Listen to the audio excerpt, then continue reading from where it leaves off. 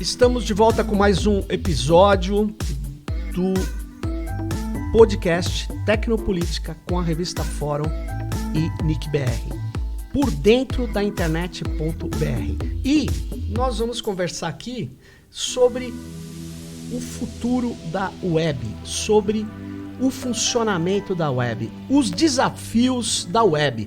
Para muita gente, a web é a internet. E a internet é a web, só que são coisas diferentes. E para falar sobre a web, eu estou aqui com o Wagner Diniz. Obrigado, Wagner, pela sua presença aí. O Wagner é o gerente de estudos sobre tecnologia web, mais conhecido como CWeb, aqui do NIC.br.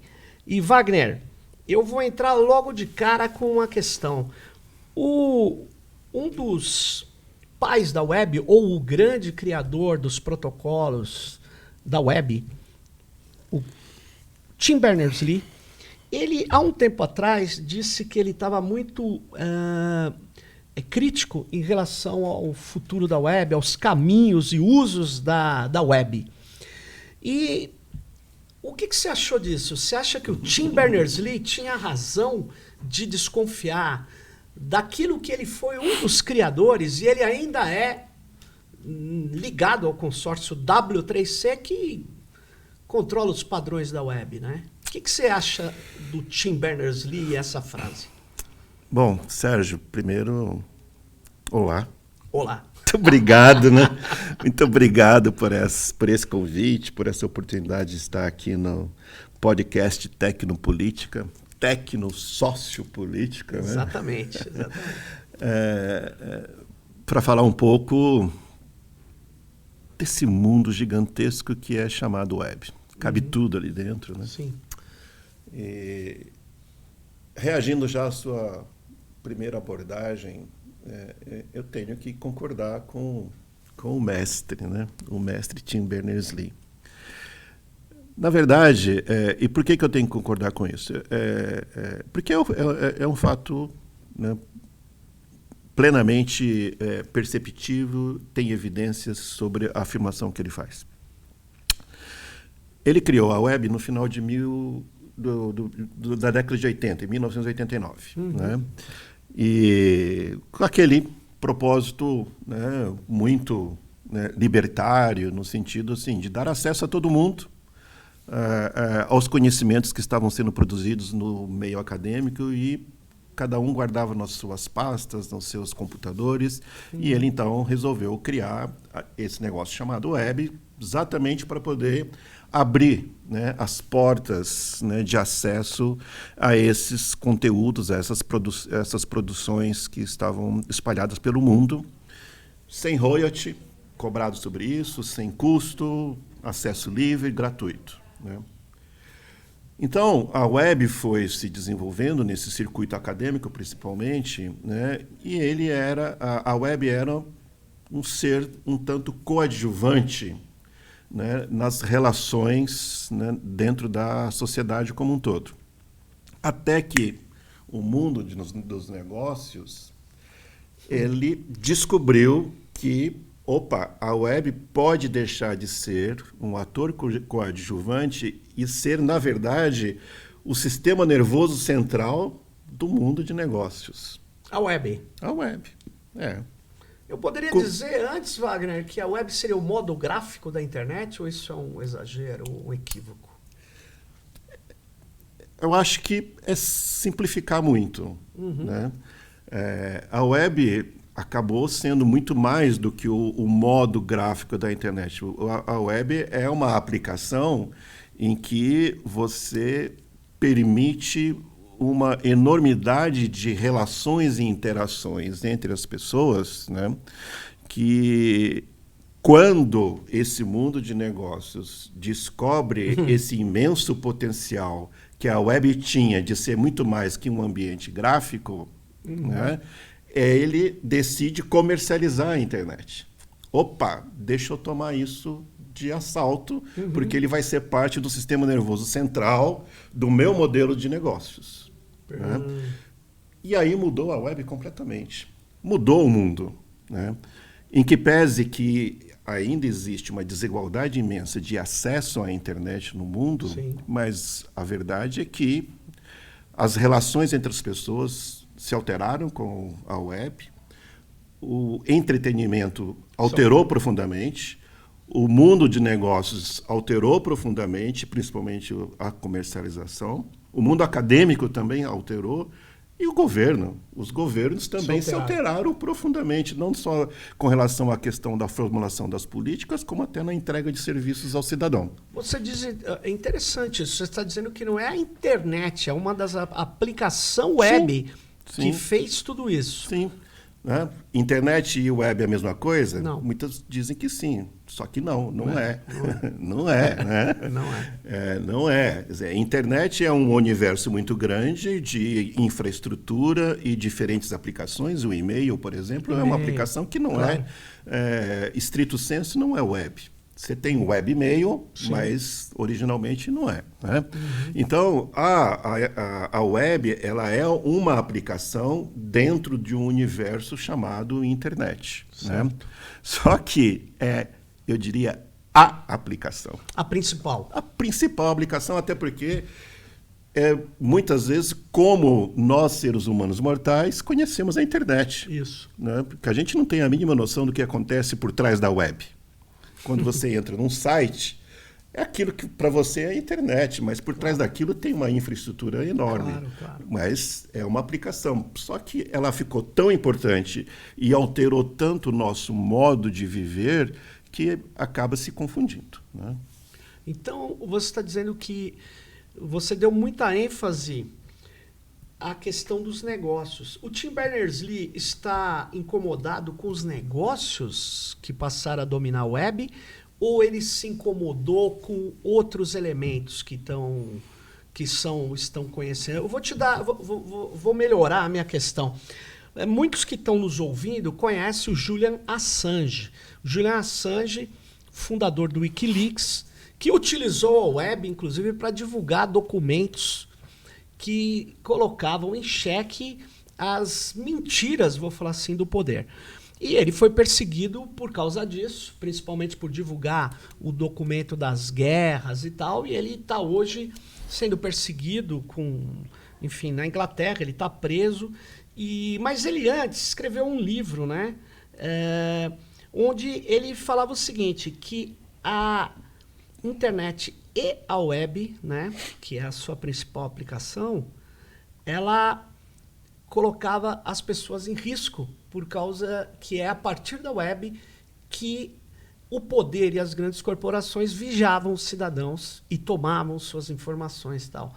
Então, o Tim Berners-Lee também tinha essa preocupação com privacidade, com as pessoas estarem submetidas a uma poderosa condução, marketing. Qual era o núcleo duro aí dessa crítica?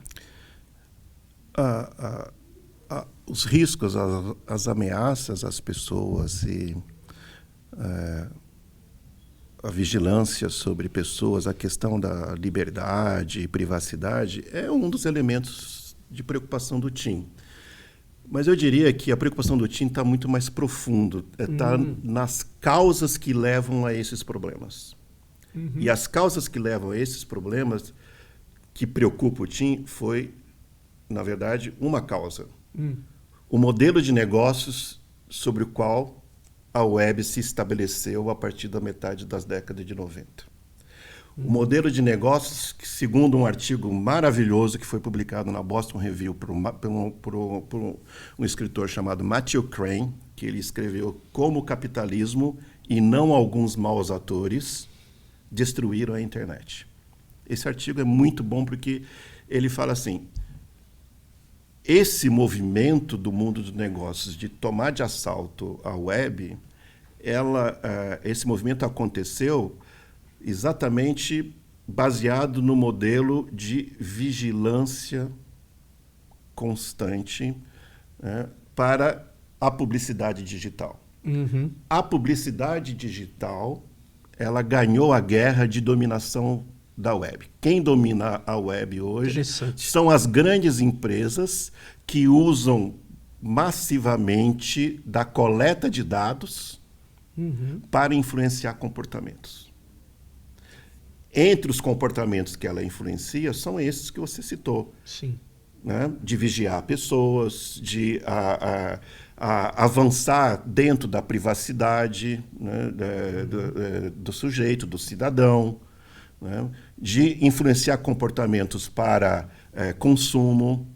Então, esse modelo que é o modelo da economia da publicidade digital é que transformou radicalmente o princípio original libertário da web naquilo que nós temos hoje, né?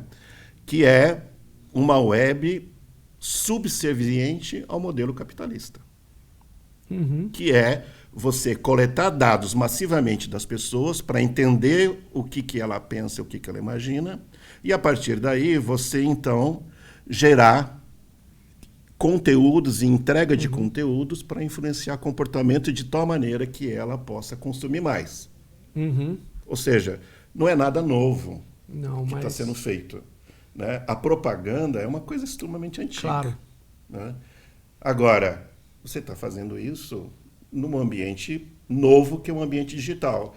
Em vez de se inovar no ambiente digital, aproveitar da inovação tecnológica, nós simplesmente estamos reproduzindo o modelo antigo do capitalismo, que é você gerar mais demanda para aumentar maior o consumo e, por fim, aumentar o lucro.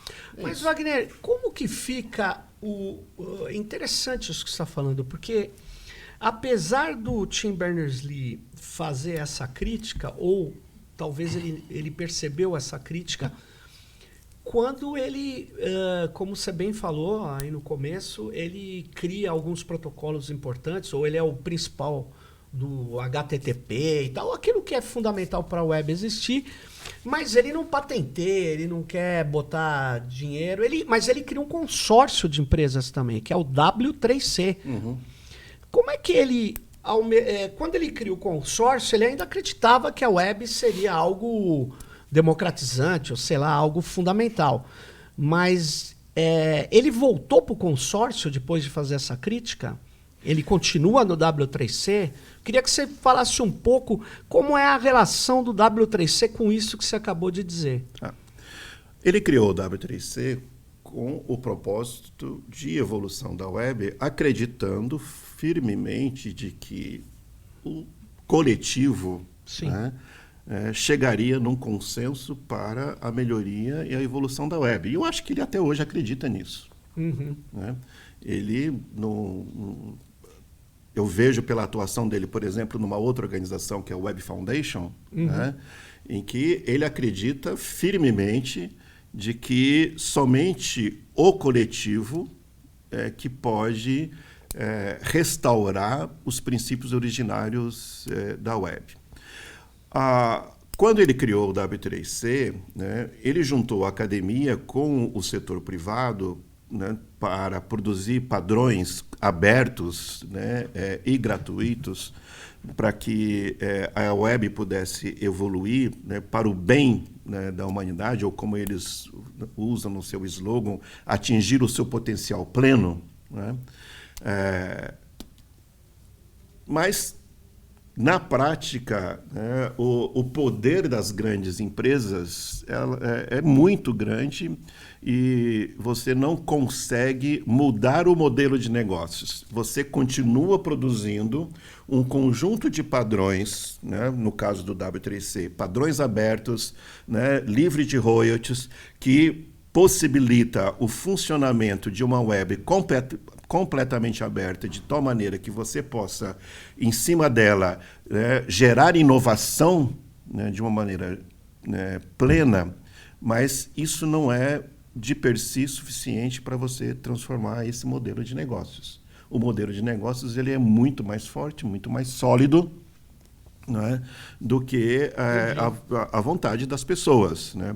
Agora, ele ainda acredita, né, de que o conjunto, né, dos interessados, né, vamos chamar aqui, né, na linguagem comum, do conjunto dos usuários, né, conjunto dos usuários, né, poderá ainda transformar. Ele está atuando na Web Foundation, por exemplo, criou até lá o contrato da web, né, o famoso contrato da web, onde quem se interessa pode assinar e ser fiel àquele contrato da web, que tem esses princípios libertários todos. Né? Mas é uma autoadesão, né? Mas é uma autoadesão, né? Porque ele também está debaixo do espírito americano, né? Embora ele seja inglês, né? Mas ele está debaixo do espírito americano, mas que é de livre iniciativa. E, enfim, né? Ele também, né, não lida bem com essa questão de regulação. Porque a internet tem não sei se eu acho que você ficou na Suíça ou na França há um tempo atrás, há muito tempo atrás, né? Mas tem um cara que você deve ter conhecido, o Pierre Levy, que ele dizia que a internet ela é universal sem ser totalitária. O que ele queria dizer com isso? Porque eu acho interessante. Ele dizia que o Pierre Levy que todo mundo pode ter acesso, desde que concorde com protocolos abertos, desenvolvidos coletivamente, mas que ninguém é obrigado a seguir um modelo de negócio, uma tecnologia, uma empresa, etc. Mas quando você está falando agora, você está dizendo que tem um modelo de negócio, vou chamar de hegemônico ou principal, que está afetando a web, esse que você descreveu, né? Das empresas pegando dados, influenciando e subordinando tudo praticamente ao marketing. Mas é curioso, porque esse modelo ele não vai ser alterado tecnicamente. Né? Ele é um problema que não é técnico, né? Porque ele não está colocado dentro da internet, ele está colocado dentro das empresas, né? Você não acha meio ingenuidade do Tim Berners-Lee achar que ele pode enfrentar esse modelo de negócios? Qual é a solução além de uma autoadesão, né? Porque uma autoadesão é assim, olha, todo mundo que é bondoso não faça o que eles estão fazendo. Mas você sabe que isso é um apelo, né? Não é uma ação. Esse é o problema. Não é a solução não é técnica. Ele tem clareza, ele tem consciência que a solução não é técnica, né? Ainda que ele às vezes tenta oferecer alguma solução técnica. Por exemplo, sim. O grande problema hoje não é nem a questão dos códigos e padrões abertos da web, né, que é universal isso e está tudo ok. O grande problema hoje, como a gente acabou de conversar, é com relação à coleta de dados massiva. Né? Sim. Ele tenta oferecer uma solução técnica, o Tim Berners-Lee, para isso. Né? E qual é? Que ele chama da web descentralizada. Né, que não é a tal da Web 3. A web descentralizada do Tim Berners-Lee é devolver aos donos a propriedade dos dados. Né? Ou seja, cada cidadão ele tem o seu próprio o seu próprio servidor de dados. E ele, proprietário dos seus dados pessoais, ele define o que ele disponibiliza, como é que a aplicação que ele quer pode acessar. Tá? Bom, mas, o cara vai ter que ficar com o seu notebook 24 horas disponível para as aplicações? Não, você não necessariamente precisa fazer isso. Você pode alugar uma cloud, uma nuvem particular, né? Comprar uma nuvem particular e ali estabelecer as regras de quem pode acessar o quê. Ele até criou uma startup, o Tim Berners-Lee criou uma startup para isso, a Inrupt. Né? Criou e tem várias outras organizações e até mesmo empresas que estão nessa toada. Né? Mas o problema, continuo achando que não é a solução técnica, nem acho que o Tim Berners-Lee também considera que essa é a solução.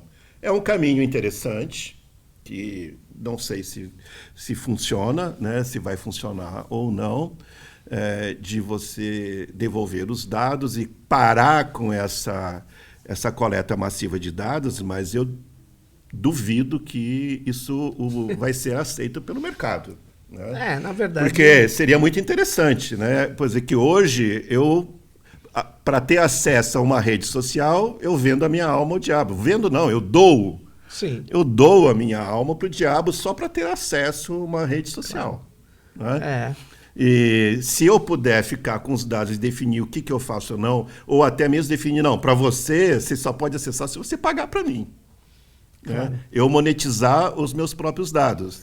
É um negócio legal, mas isso vai dar certo, isso pega, isso é difícil. Wagner, eu acho que é meio difícil, porque o dado não tem existência material. Eu sei que é uma polêmica, mas eu preciso de um hardware para hospedar? Sim. Não, você pode hospedar em alguns hardwares, ou em um, que seja, mas ele por não ter existência material e por ele ser digital, ele pode ser duplicado, Sim. Ele pode ser exponencialmente duplicado, copiado. Então, é uma coisa estranha, além do fato da empresa falar, eu não vou aceitar esse usuário. E o problema, como você disse, é a primazia do marketing. Né? O próprio... quando você estava falando, eu me lembrei daquele filósofo alemão, Jünger Habermas, que na tese de doutorado dele, ele já falava que o que destruiu a esfera pública, né? O texto chama Mudança Estrutural da Esfera Pública. Quem tinha destruído a esfera pública tinha sido a publicidade, já no mundo da comunicação de massas. E no caso, é curioso, no caso da web, você vai dizer, olha, só que agora não é uma publicidade às cegas, né? É uma publicidade mais propaganda. Agora não, eu conduzo a atenção das pessoas, porque eu faço tratamento de dados e tal, né? Ou seja, tem essas redes sociais são operadas principalmente por redes neurais, inteligência artificial, o que se chama de inteligência artificial, né? E é um negócio bilionário. Eu não vejo sem um pacto, que aí eu não sei se pacto resolve, né? Eu acho que na hipótese de não ter um pacto, não ter uma solução como o Tim Berners-Lee quer, do cara ser dono do dado, mas aí ele é como as pessoas que têm o WhatsApp, né? Muitas vezes a pessoa instala o WhatsApp porque o chefe dela mandou, porque ele só se comunica com ela, não tem muita liberdade de escolha, na verdade, né? Então, na hipótese disso não funcionar, qual seria o caminho? Regulação? Essa pergunta é difícil de resposta, porque não é uma questão que você pode polarizar de ou é sim ou é não. Né? Eu acho que, por um lado, é sim, porque eu acho que precisa acabar com essa falácia da expressão que a gente não pode condenar o carteiro pela carta que ele entrega. Né? Isso nesse contexto, é um raciocínio falacioso, Sim. porque você é induzido a pensar que, em nenhuma hipótese, o carteiro pode ser condenado pela carta que ele entrega. Né? Ou que o taxista não pode ser condenado se ele está levando um criminoso, né, e ele não sabe que o criminoso, né, vai cometer um crime, etc. É falacioso porque eu entendo que existem situações que você pode fazer essa condenação. É quando o carteiro, ou o taxista, ou o mensageiro, ele sabe o conteúdo que está sendo entregue. Né? Então, se o carteiro é informado que ele está levando uma carta-bomba, ele pode se recusar a entregar essa carta-bomba. Né? O mensageiro, se ele está levando uma mensagem de ameaça à vida de uma outra pessoa, ele pode se recusar a entregar essa carta. Ora, então não é assim, líquido e certo que você não pode condenar o mensageiro pela mensagem que ele está entregue. Você tem situações que você pode. Então, eu acho né, é que se você traz essa metáfora para dentro do mundo digital, né, hoje existem muitas ferramentas, né, que podem não ser 100% precisas, mas hoje existem muitas ferramentas, inclusive, né, ferramentas que usam a inteligência artificial, de você conseguir detectar, né, mensagens, conteúdos que potencialmente podem estar levando informações, né, ou conteúdos que desinformam, ou conteúdos que são agressivos, ou conteúdos, né, que são realmente mentirosos. Então, não dá para você, né, ignorar esse aspecto. Então, se você olha por esse lado, eu diria que a resposta é sim, né? Mas esse argumento, ele também não pode ser uma carta branca para que, então, né, as empresas, as big techs, donas dessas plataformas, sejam aquelas que serão as definidoras daquilo que é verdade, aquilo que não é verdade, aquilo que é falso, aquilo que é verdadeiro, né? Daquilo que é agressão e aquilo que não é agressão. Né? Então, não dá para você também transferir, né, para o setor de negócios que depende desse modelo de negócios, inclusive esse poder. Né? Eu acho que você tem que aí chegar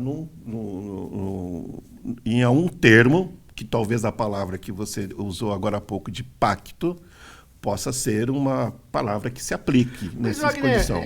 O pacto, de fato, eu entendi. Não, pacto que se transforme numa regulação, né? Eu acho que é assim, é pacto que se transforma numa regulação. Uma coisa curiosa que eu tenho notado, se você olha as empresas, as big techs, chamadas, né, as grandes empresas de tecnologia, elas todas estão comprometidas com institutos que estudam ou divulgam primados éticos sobre o uso disso, daquilo, principalmente inteligência artificial.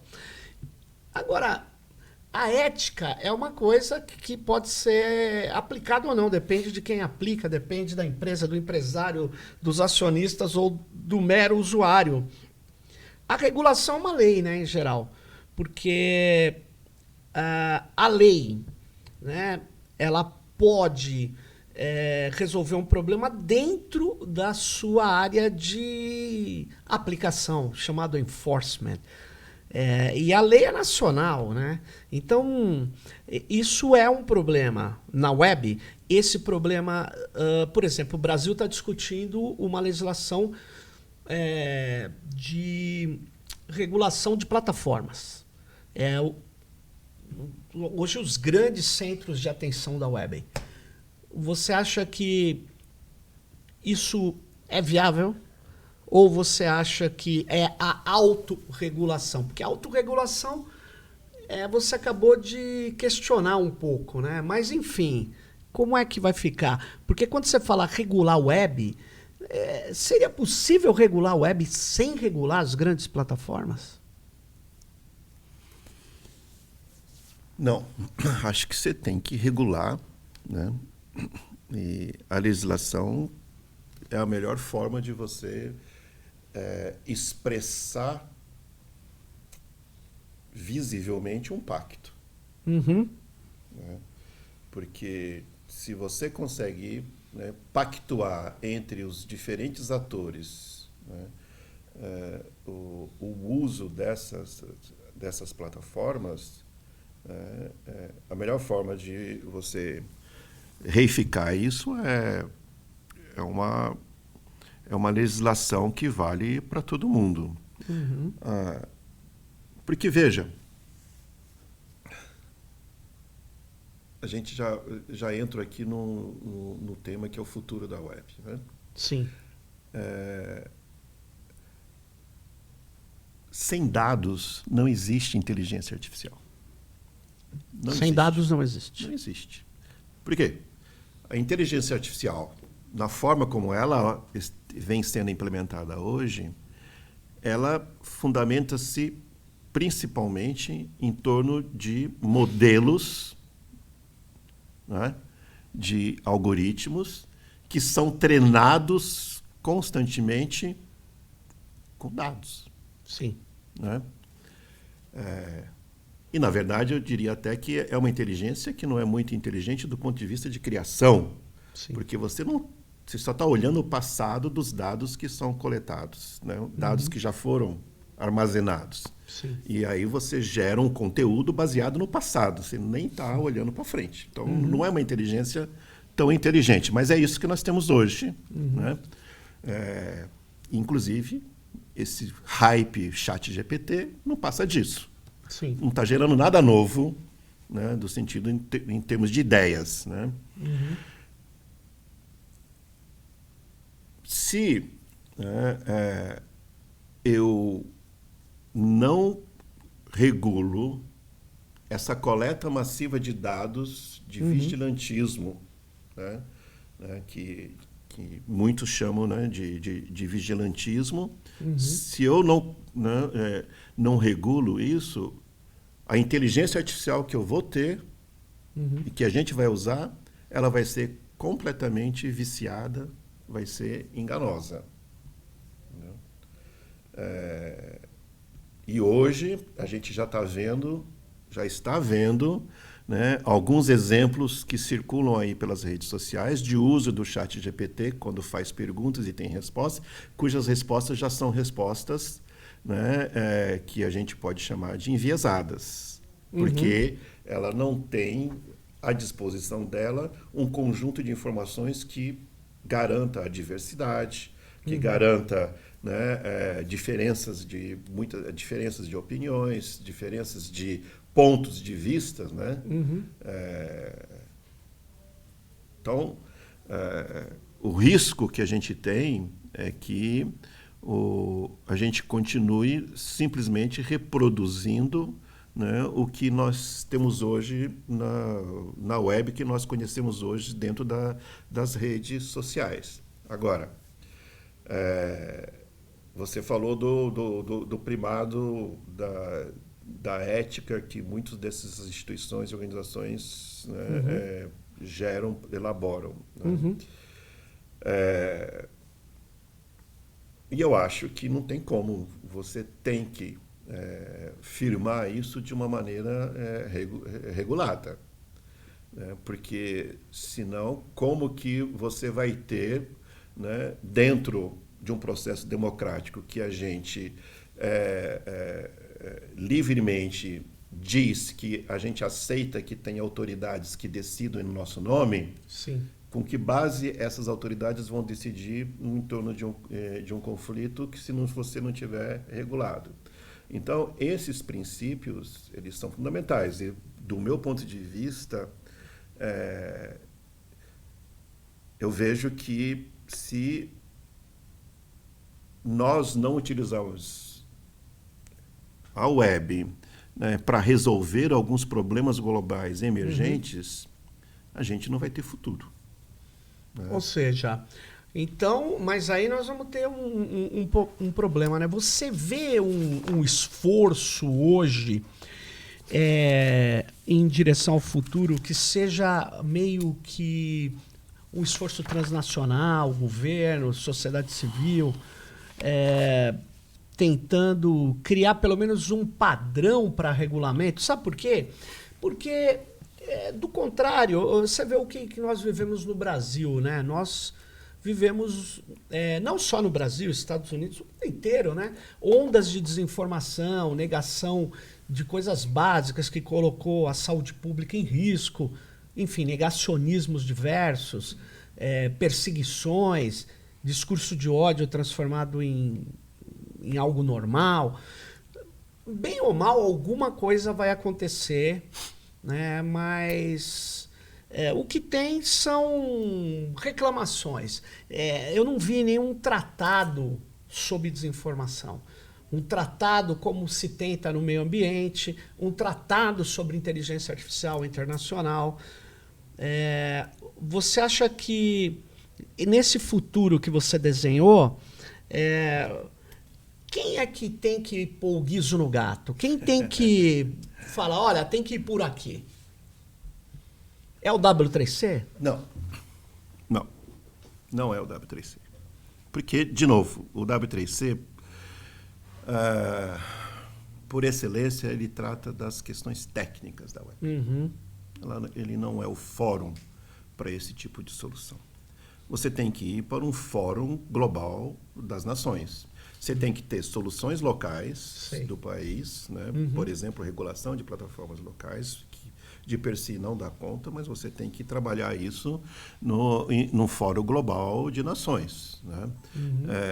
Em que você chegue a esse pacto, a esse compromisso que a gente já conseguiu chegar em várias outras questões, né, globais, como a questão do clima, a questão, né, dos direitos humanos, etc. Não tem outro jeito, porque quando a gente fala assim, olha, que futuro a gente quer, né, e como é que a internet, principalmente a web, pode colaborar para esse futuro, né? O que eu vejo é que, né, essas organizações globais têm que abordar essas questões e ter, né, aquelas cartas de compromissos, objetivos para daqui a 10, 20, 30 anos para você alcançar, de tal forma que a web ela possa ser um instrumento efetivo de empoderamento, de fortalecimento da democracia e que possa resolver problemas mais emergentes. Eu vejo muita gente, principalmente organizações, fazendo uso da web para esses processos de transformações locais e sociais, né? Por exemplo, né, nós aqui do CELWeb, nós estamos num projeto com mais de 10, né, até 15 organizações, de levar internet de alta velocidade para 5.000 comunidades dos povos da floresta. Tá? E levar, inclusive, né, todo o processo de capacitação para o uso, né, que já estão numa fase piloto, inclusive, né, em que você vai, né, possibilitar que essas comunidades elas tenham, né, acesso à questão da telesaúde, por exemplo, ou capacitação. Né? Vejo o caso do Yanomami, que sem conectividade e tal. Né? Tem muitas organizações, inclusive utilizando a inteligência artificial, para essas questões de diversidade, com relação a como, por exemplo? Discriminação de gênero, né, e racismo, né, e que é muito interessante os trabalhos que essas organizações vêm fazendo. Então, quer dizer, a web ela tem efetivamente um potencial muito grande, né, de ser instrumento de transformação social, né, como foi pensado originalmente pelo Tim Berners-Lee, né? Agora, é curioso, né, esse projeto que é fundamental de conexão, de comunicação dessas comunidades, dos povos originários, povos ribeirinhos, povos quilombolas, enfim.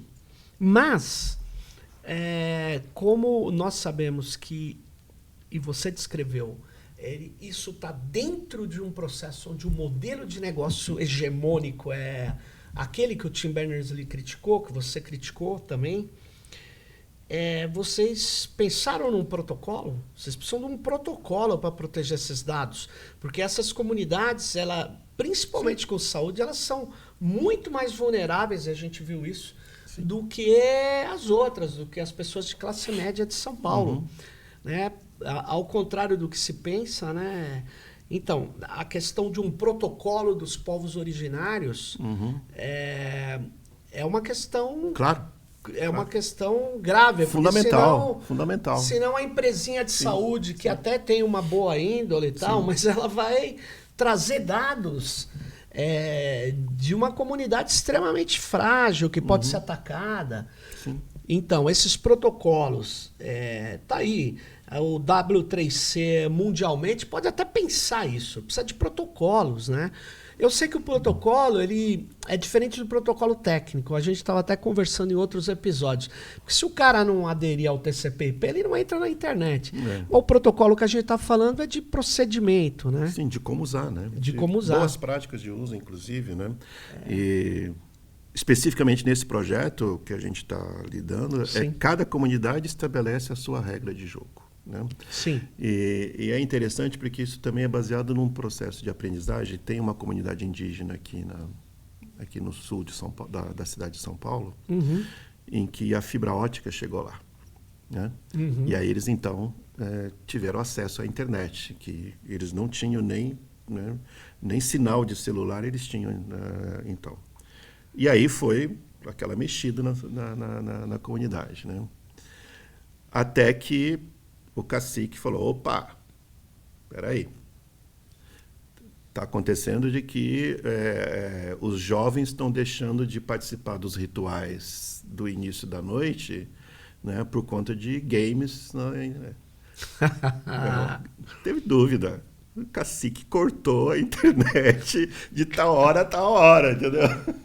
Negativo. Aqui vocês têm que participar da preservação da nossa tradição. Né?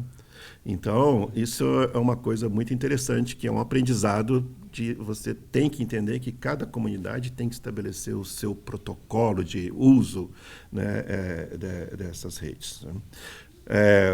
Mas, por outro lado, tem uma outra coisa interessante também, né, que é todo um trabalho que a gente tem feito, né, na verdade a gente está acompanhando esse trabalho de tentar construir, né, um tradutor, né, de idioma indígena para a preservação da cultura, mas também para efeito de comunicação com quem com quem não domina o idioma. Por exemplo, no caso de um telesaúde, né, que se ele chega numa comunidade que não domina o português, você tem um tradutor, né, para isso. Então, você tem, né, uma série de coisas em que você precisa parar e pensar. Né? E eu tenho uma sugestão aí que também mais me preocupa, além do emprego que vai ser local, é algo que impeça que esses dados sejam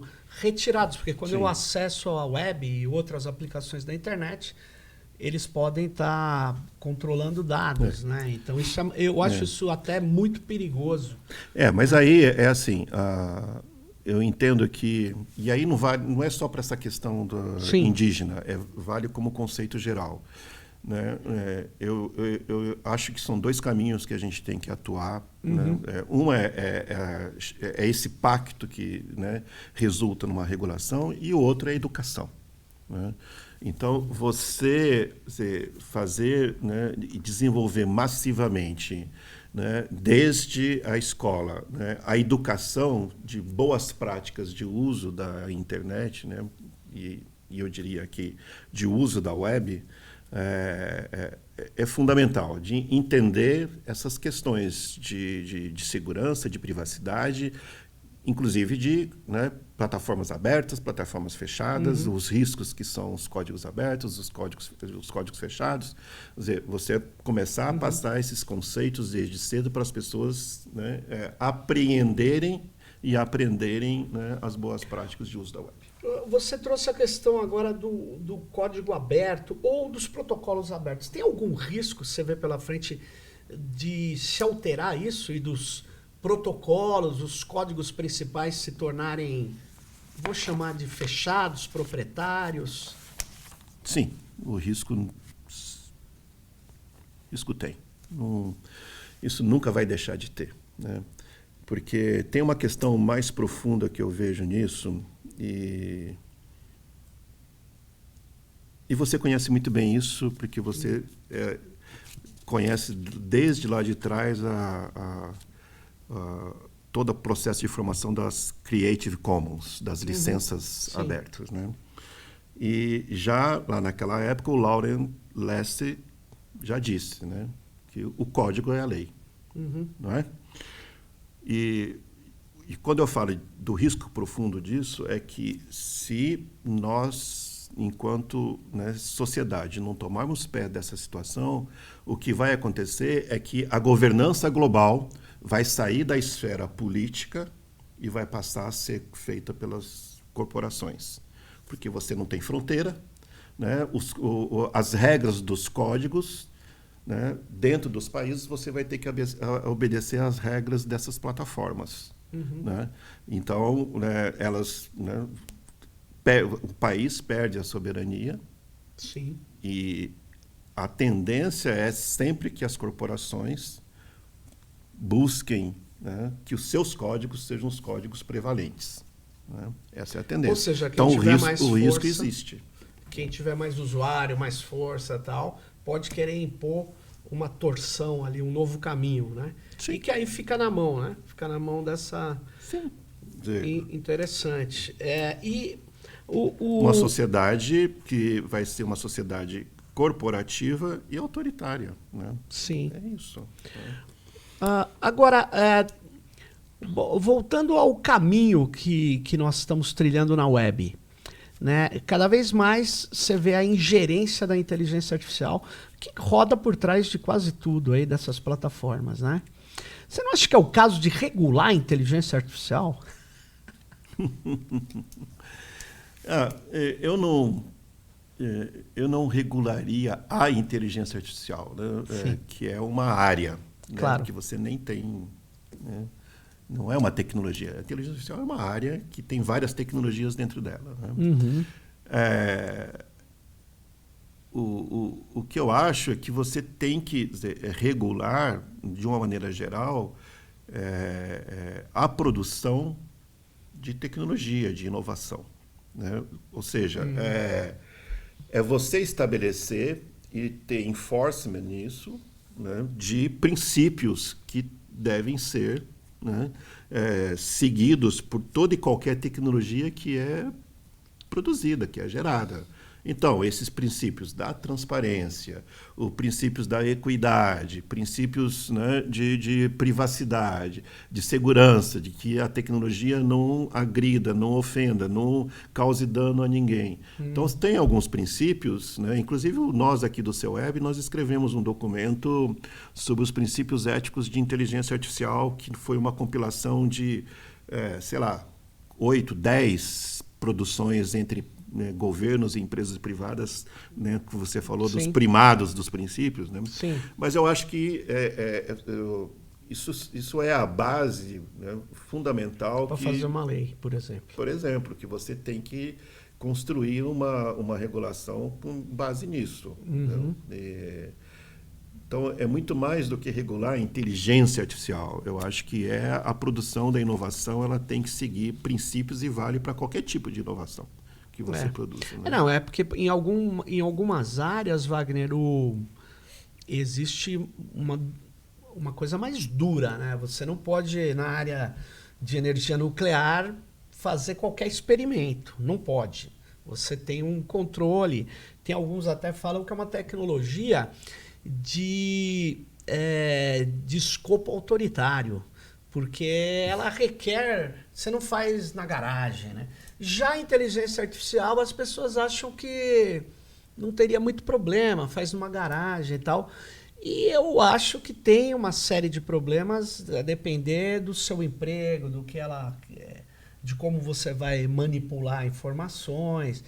Mas, enfim, o emprego disso ser analisado ou ter algumas regras de emprego é importante, sim, claro. Mas emprego, isso, né? vale, por exemplo, para a internet das coisas também, quando você está conectando diferentes dispositivos, né? Sempre que você está gerando uma aplicação nova, né, para a sociedade, né, você tem que ter essas preocupações, você tem que ter essas condições às quais você deve se submeter. E devem ser passíveis de avaliação e validação pela sociedade.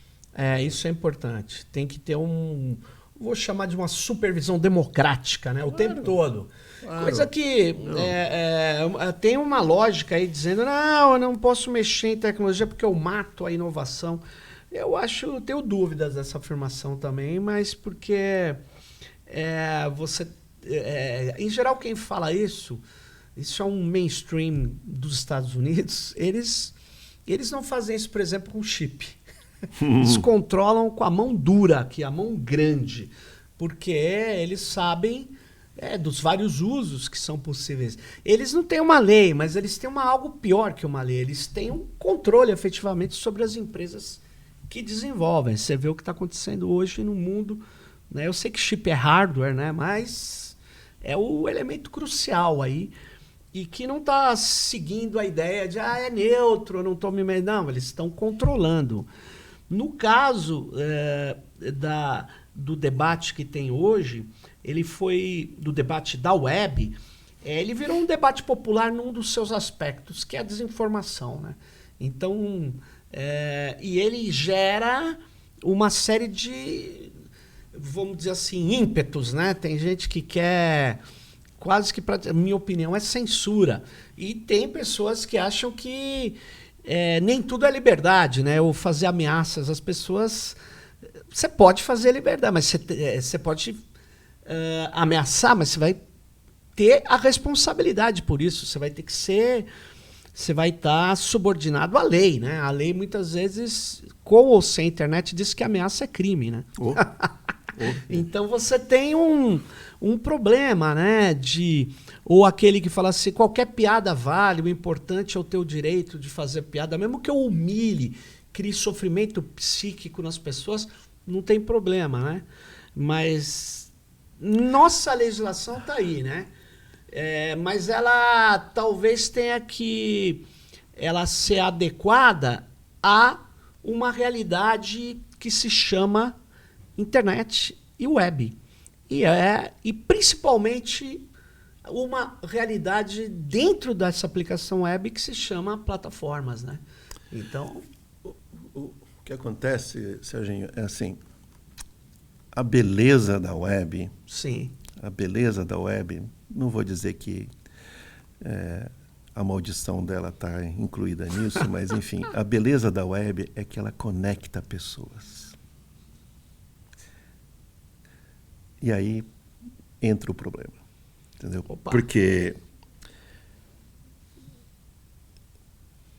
é diferente de quando você reúne pessoas dentro de um auditório, dentro de uma assembleia, né? Que você tem, obviamente, legislação, né, que estabelece uma série de normas apropriadas para esses encontros. O problema é que essa conexão de pessoas, ela é mediada. Mediada. Entendeu? Então... ela é mediada por várias camadas. Exato, né? Várias exato. camadas. Né? E a pergunta que fica é: qual é o papel desses mediadores nessa conexão entre pessoas? Né? É uma boa pergunta, porque tem um decálogo aqui do NIC-BR, na verdade é do CGI, do Comitê Gestor da Internet, que foi construído num consenso, é respeitado no mundo inteiro. Um dos itens fala: a rede é inimputável. A rede pode ser inimputável, mas o usuário da rede não é, né?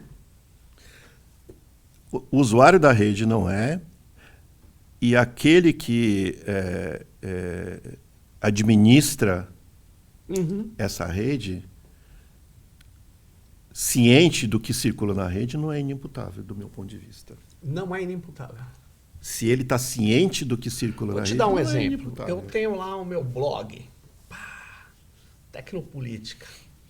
Aí entra um cara lá e fala assim: conversa de pessoas que não sabem que nós devemos uma sociedade mais hierárquica, e aí começa a defender, até aí tudo bem. Aí ele começa a fazer propaganda nazista e ameaça a outros que fizeram um comentário.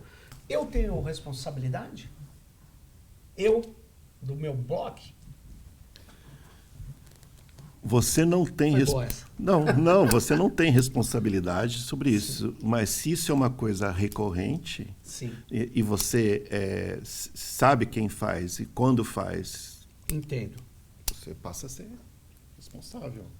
Porque é a mesma coisa que você ter um espaço físico Sim. em que aquela pessoa que você sabe que faz essa coisa volta nele com frequência. Certo. Agora, por exemplo, Eu não posso admitir Claro. que num espaço público, que é o espaço que eu estou lá gerindo, que essa pessoa tenha lá livre acesso permanentemente. Eu entendi o que você falou. É que eu vejo num blog, num site assim, mais reduzido, eu vejo uma diferença grande de redes sociais online, que elas se colocam como fóruns de um debate público. E no debate público, cada um pode falar o que for o caso de falar, que ela achar por bem falar. Só que ele vai ter que ser responsabilizado. E aí, esses fóruns, essas plataformas afirmarem, elas não tenham nada a ver com isso, aí eu acho complicado. Principalmente em coisas que são notoriamente criminosas. Como, por exemplo, enquanto a gente vê vários vídeos sendo bloqueados, porque é até difícil de saber do YouTube porque ele bloqueia. Por outro lado, eu vejo vídeos defendendo que as pessoas não se vacinem, vídeos negacionistas, vídeos notoriamente desinformativos por ali. E não me parece que não seja possível identificar. Então, aí... Porque eu não estou falando de censura, eu estou falando uma coisa notoriamente criminosa. Então, aí eu acho que tem uma responsabilidade. Agora, tem um terreno, Wagner, que é da opinião. Aí eu sou contra você vetar opinião. Pois é, mas por isso que eu te digo que é um assunto complexo, porque não dá também para você transferir por uma plataforma essa decisão do que é agressivo ou não, o que é criminoso ou não. Isso tem que ser da justiça ou da democracia. Exato. Não pode ser da Então você tem que chegar num termo em que você consiga estabelecer uma regulação que defina isso. Interessante, muito bem. Mas você vê que a coisa caminha para que a gente tenha que avançar para impor a democracia, né? Os valores democráticos, né? Porque uma coisa que eu percebi, que, por exemplo, aí voltando para a internet, né? A internet é uma rede distribuída. Mas o fato dela ser distribuída não significa que ela vai distribuir valores democráticos, né? Então, na verdade, uma rede democrática é uma coisa, uma rede distribuída é outra. E pra gente, lá atrás a gente achava que... Não pensava sobre isso, na verdade, não achava nada. Como o Tim Berners-Lee provavelmente nunca pensou em enfrentar uma coisa dessa. E mais, o Tim Berners-Lee nunca pensou nisso. E lá no início, os reguladores desse assunto, tanto nos Estados Unidos quanto no Brasil, também não pensou nisso e achou que não, deixa correr que o mercado se resolve. Né? O mercado se resolve. Né? E aí veio a web comercial, né? Como num processo praticamente quase que de autorregulação. Né? Claro. Deu no que deu. Entendeu? Deu no que deu. Tanto a web comercial nos Estados Unidos, como a web que foi estabelecida aqui no Brasil no governo Fernando Henrique Cardoso, que foi também nesse mesmo modelo. Que tinha uma lógica que o mercado é muito melhor do que a democracia. E não é, né? A gente sabe que o mercado tem que estar em negociação e que tem que estar subordinado à sociedade, né? Na verdade, Serginho, assim... acho que talvez sejam os meus comentários aí finais. Né? Sim. Repito, a beleza da web é que ela conecta pessoas. Né? E ali você tem oportunidade de você distribuir valores democráticos. Uhum. Agora, a democracia, ela nunca se estabelece sem luta e disputa na correlação de forças que a gente tem na sociedade. E fica para nós sempre o desafio, né? É um desafio permanente que a gente tem de colocar valores democráticos no processo de evolução da web, no crescimento da web e, principalmente, né, colocar valores democráticos, princípios democráticos nos processos de inovação. Né? Porque a gente está ali fazendo essa disputa. Né? E quanto mais gente fazendo essa disputa, mais chance a gente tem de conseguir fazer prevalecer esses valores. Tenho, assim, muita expectativa que esse novo governo, né, que começou agora, a gente consiga fazer avanços, né, nesse campo. Muito bem, muito bem. Eu falei aqui com Wagner Diniz, que é o gerente aqui do Seu Web, que cuida dessas boas práticas da web, de disseminação de boas práticas da web no Brasil. Muito obrigado, Wagner. E fique ligado aí no Por Dentro da Internet.br. Valeu, pessoal. Valeu, obrigado, gente. Valeu.